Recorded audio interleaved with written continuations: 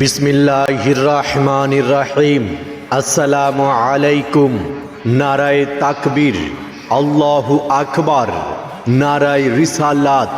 ইয়া রাসূলুল্লাহ সাল্লাল্লাহু আলাইহি ওয়াসাল্লাম।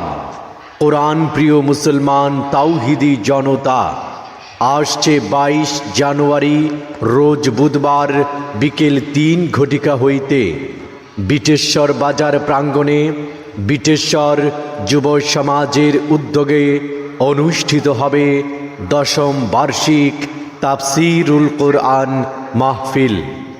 উক্ত মাহফিলে প্রধান মেহমান হিসেবে যিনি মহামূল্যবান তাফসীর পেশ করবেন, আন্তর্জাতিক খ্যাতি সম্পন্ন প্রখ্যাত মুফাসসিরে কোরআন, দক্ষিণ এশিয়ায় আলোড়ন সৃষ্টিকারী ও এই সময়ের আলোড়ন সৃষ্টিকারী বক্তা হযরত মাওলানা মুশতাক ফয়েজি পীর সাহেব। হযরত মাওলানা মুশতাক ফয়েজি পীর সাহেব, নাগাইশ দরবার শরীফ, কুমিল্লা।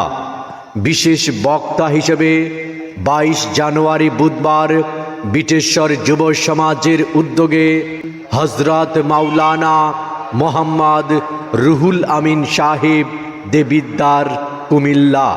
আরও তাফসীর পেশ করবেন হযরত মাওলানা হাফেজ মোহাম্মদ শরীফুল ইসলাম সিদ্দিকী সাহেব, ইমাম ও খতিব, মাদলা বাইতুল মামুর জামে মসজিদ।